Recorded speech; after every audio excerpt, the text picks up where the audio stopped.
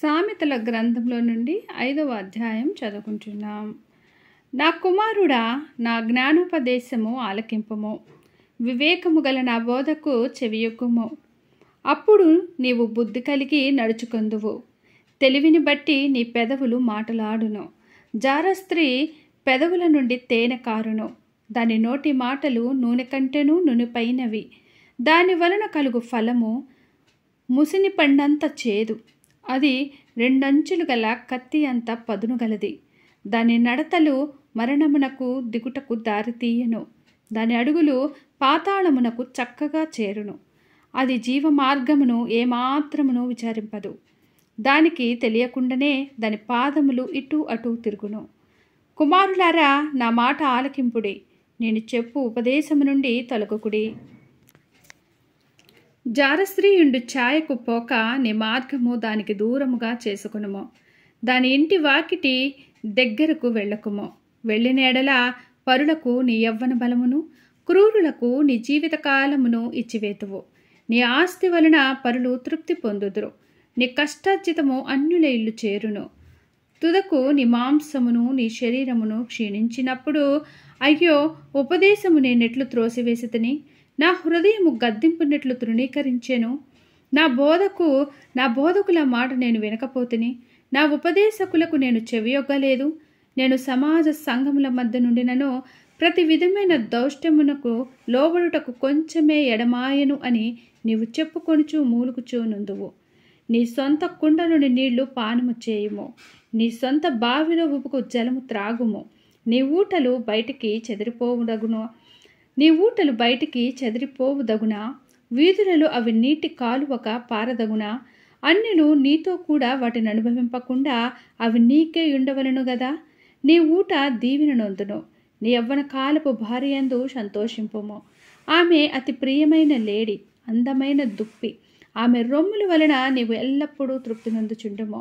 ఆమె ప్రేమ చేత నిత్యము బద్ధుడివై ఉండుము. నా కుమారుడా, జారస్త్రీ అందు నీవేళ బద్ధుడివై ఉండుదువు. పరస్త్రీ రొమ్ము నీవేళ కౌగిలించుకొందువు. నరుని మార్గములను యెహోవా ఎరుగును.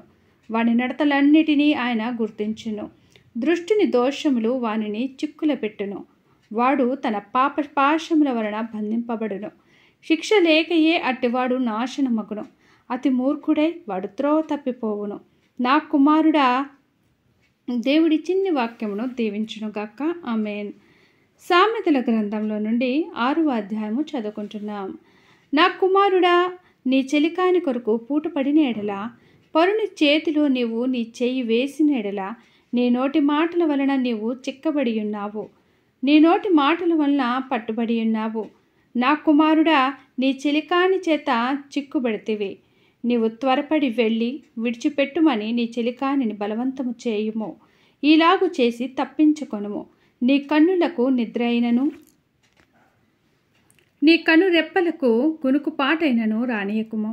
వేటకాని చేతి నుండి లేడి తప్పించుకొనున్నట్లు, ఎరుకువాని చేతి నుండి పక్షి తప్పించుకొనున్నట్లును తప్పించుకొనుము.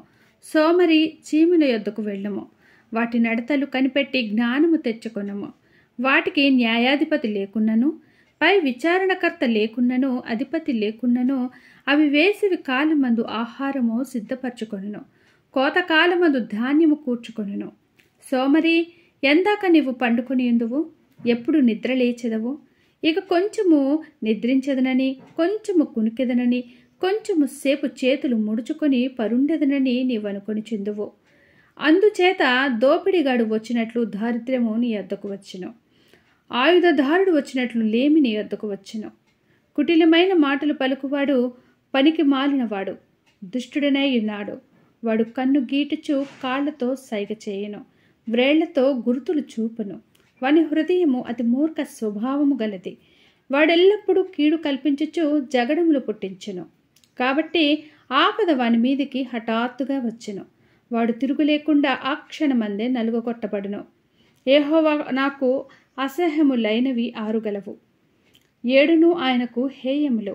అవేవనగా అహంకార దృష్టియు, కల్లల్లాడు నాలుకయు, నిరపరాధులను చంపు చేతులను, దుర్యోచనలు యోచించు హృదయమును, కీడు చేయుటకు త్వరపడి పరుగులెత్తు పాదములను, లేని వాటిని పలుకు అబద్ధ సాక్షియు, అన్నదమ్ములలో జగడములు పుట్టించువాడును.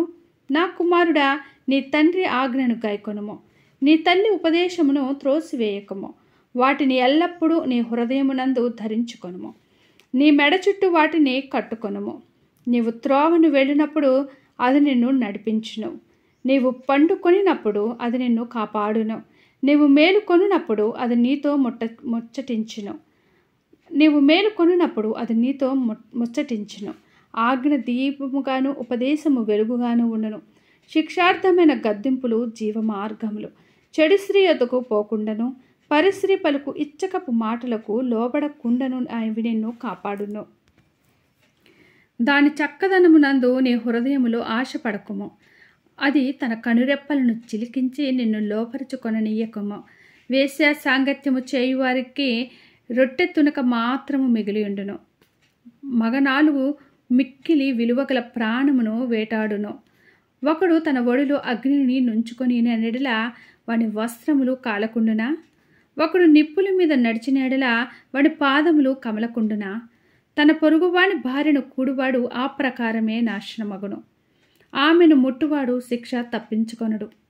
దొంగ ఆకలికొని ప్రాణరక్షణ కొరకు దొంగిలిన ఎడల ఎవరునూ వాని తిరస్కరింపరు గదా.